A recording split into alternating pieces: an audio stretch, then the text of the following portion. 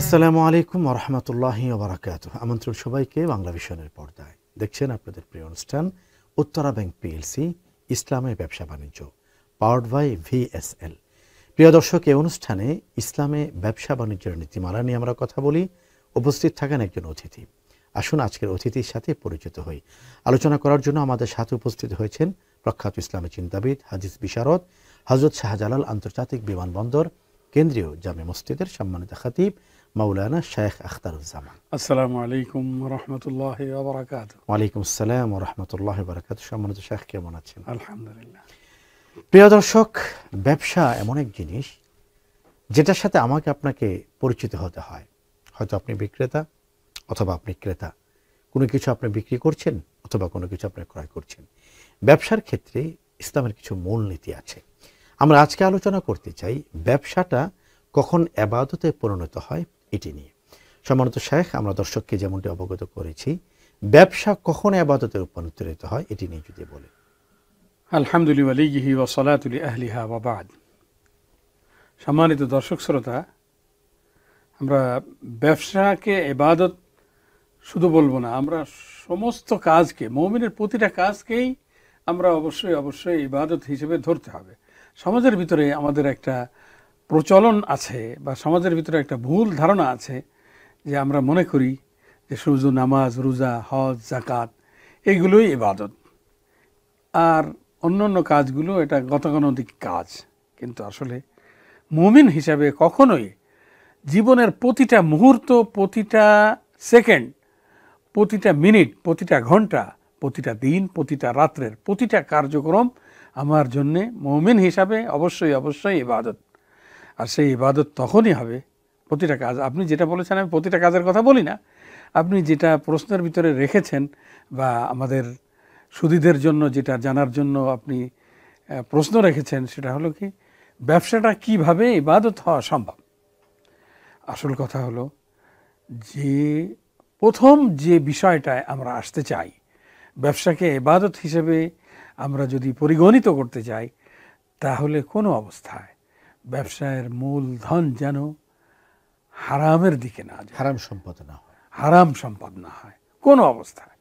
অর্থাৎ আমি অল্প পুঁজি দিয়ে ব্যবসা শুরু করব, একেবারে অল্প পুঁজি দিয়ে। সেটা চায়ের ব্যবসা হতে পারে, সেটা হয়তো মুদি দোকানের ব্যবসা হতে পারে, অথবা সেটা পানের দোকান হতে পারে। কিন্তু সেটা এই জন্য আমরা অনেক সময় দেখি যে বিভিন্ন সংস্থা তারা বিভিন্ন জনকে, কাউকে, আমি কয়দিন আগেও একটা সংস্থার পক্ষ থেকে আমার এলাকার কিছু লোককে ভ্যান গাড়ি, যেটা রিক্সা কিন্তু আমাদের যশোর অঞ্চলে অনেক সময় মানুষ বহন করা হয়, ঢাকায় যাতে মাল বহন করা হয় এমন ভ্যান গাড়ি দিয়ে মানুষকেও করা হয়। তো এটা আমি এক জায়গায় বলে ব্যবস্থা করে দিয়েছি 10 জনকে 10টা। তার হালাল উপার্জনের একটা, গায়ে খেটে সে ব্যবসা করলো। অর্থাৎ এটা তার জন্য উপার্জনের একটা কেননা রাসূলুল্লাহ সাল্লাল্লাহু আলাইহি সাল্লাম বলেন যে আফদালুল ইবাদাতি আল কাসবুল হালাল, অর্থাৎ সর্বোত্তম ইবাদত হলো কি, মানুষের নিজের হাতের কামাই, হালাল উপার্জন। তো এই হালালের বিষয়টা গুরুত্ব দেওয়া অত্যন্ত জরুরি। ব্যবসার ক্ষেত্রে যদি আপনি হারাম মাল দিয়ে ব্যবসা শুরু করেন, অবৈধ পন্থায় অর্জন করা কোনো অর্থ দিয়ে ব্যবসা শুরু করেন, তাহলে সেটা কোনো অবস্থায় ইবাদত হবে না, আর সেটা তো কোনোভাবেই আল্লাহ তাআলার দরবারে গ্রহণযোগ্য হবে না। তাহলে 1 নম্বর মূলনীতি হলো কি, যে ব্যবসায়ের মূলধন আমার কি হতে হবে, হালাল হতে হবে। তারপরে 2 নম্বর যে মূলনীতি আমার সামনে রাখতে হবে আল্লাহ তাআলার ইবাদত হওয়ার জন্য একটি ব্যবসা, সেটা হলো কোনো অবস্থায় তার ভিতরে ধোঁকাবাজি যেন না থাকে। অর্থাৎ মানুষ এখানে খেয়ানতের কোনো কিছুই যেন আমরা না পাই।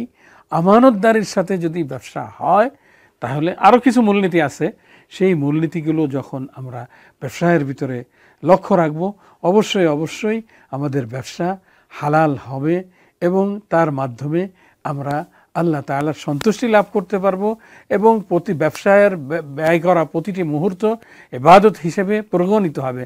আপনি সকাল 9টা থেকে দোকান খুলে বসবেন আর রাত্র 9টা পর্যন্ত আপনি এই ব্যবসায় শ্রম দিবেন, কিন্তু এর মাঝখানে আরও কিছু কাজ আছে, সেগুলো একটা বিষয় হলো কি শেখ, আমরা যেটা দেখি সমাজে যেটা চলছে, চাকরিজীবী থেকে ব্যবসায়ীদের ইয়াকিনটা একটু মজবুত, ইমানটা একটু মজবুত। এটার কারণ হলো চাকরিজীবী তিনি তো জানেন মাস শেষে ফিক্সড বেতন তার।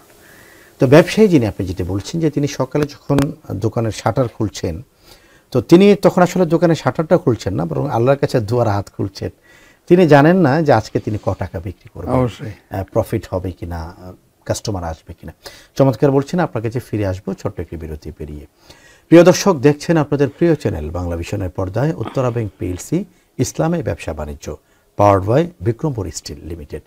অনুষ্ঠানে এ পর্যায়ে নিচ্ছে ছোট্ট একটি বিরতি, একটু পরে ফিরছি, সাথেই থাকুন। প্রিয় দর্শক, বিরতির পরে আবার আমন্ত্রণ। দেখছেন আপনাদের প্রিয় চ্যানেল বাংলা ভিশনের পর্দায় উত্তরা ব্যাংক পিএলসি ইসলামী ব্যবসা বাণিজ্য, পাওয়ার্ড বাই ভিএসএল। আমরা আজকে আলোচনা করছি কোন ব্যবসা ইবাদত, আর এটি নিয়ে কথা বলছেন মাওলানা শাইখ আখতারুজ্জামান। মহতারাম, আমরা বলছিলাম যে ব্যবসায়ীর প্রতিদিন দোকান খোলে, আসলে দোকানের শাটার খোলে না, সে আল্লাহর কাছে তার তাকদীরের, তার সৌভাগ্যের সোপান খোলে, সে আল্লাহর কাছে প্রত্যাশা করে। সুন্দর বলছিলেন আপনি। জি, তো একজন সকাল থেকে সন্ধ্যা পর্যন্ত এই যে এত একটা লম্বা সময় সে দোকান খুলে বা ব্যবসায়ের জন্য তার প্রতিষ্ঠানকে খুলে সেখানে সে অপেক্ষা করছে আল্লাহ তাআলার পক্ষ থেকে যেন তার সুন্দর রিজিকের ব্যবস্থা হয়। তো এই অপেক্ষার ভিতরেও তার কিছু কিছু মূলনীতি অবশ্যই মেনে চলতে হবে।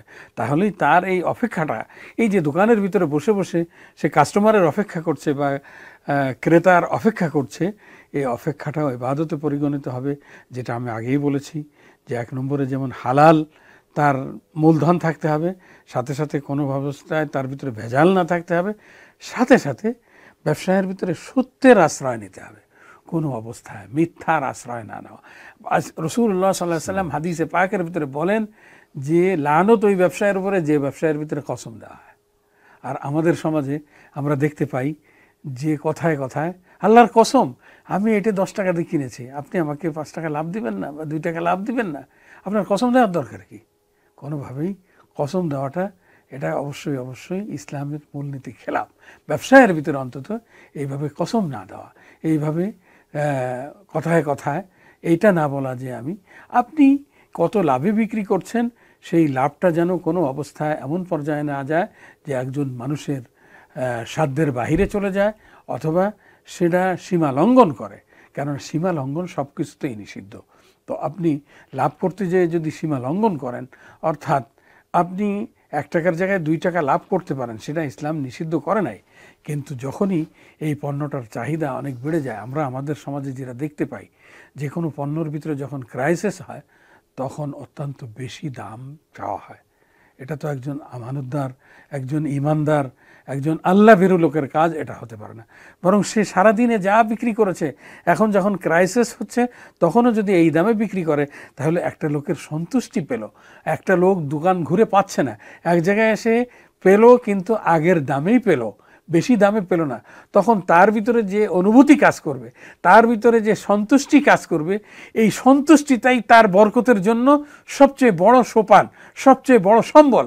আর আমরা এই সম্বলকে হারিয়ে আমরা দুনিয়ার সামান্য লাভের জন্য আমরা কি করি, আমরা যখন মানুষ ঠেকায় পড়ে বা মানুষ বিপদে পড়ে, যখন ক্রাইসিস তৈরি হয়, তখন আমরা অনেক বেশি দামে আমরা এই জিনিসগুলো বিক্রি করতে দেখি। এই রমজান মাসেও আমরা দেখতে পাবো যে বিভিন্ন জিনিস, এই রমজানের আগে আমরা দেখতে পাবো বিভিন্ন পণ্যের দাম স্বাভাবিক আছে, রমজান আসার সাথে সাথে সেই পণ্যের দামগুলো বেড়ে গিয়েছে। ওই পণ্য তো একই সময় আমদানি করা, কিন্তু তারপরেও কেন এইভাবে বাড়ানো হচ্ছে? অর্থাৎ মানুষের চাহিদা বাড়ছে, এই জন্য আমরা বেশি দাম চাইলেই আমরা পাবো।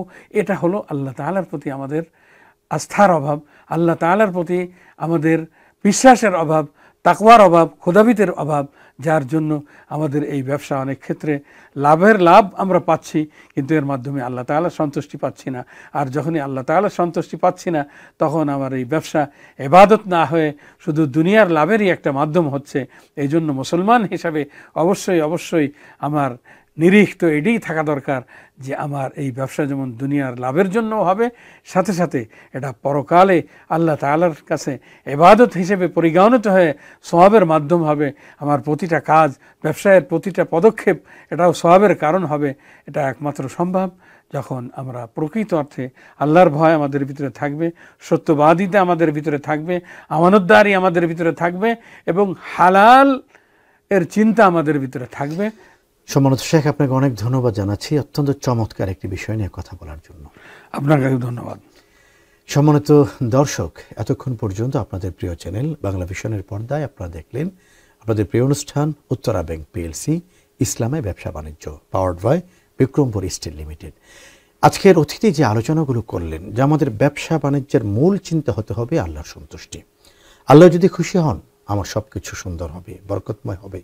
আল্লাহ যদি খুশি না হন প্রাচুর্য আমার জীবনে প্রশান্তি আনতে পারবে না। আল্লাহ তাআলা আমাদের প্রতি রহমত নাজিল করুন, বরকতময় জীবন নসিব করুন আমাকে, আপনাকে এবং সবাইকে। এই কামনা যেন এখানে বিদায় নিচ্ছি।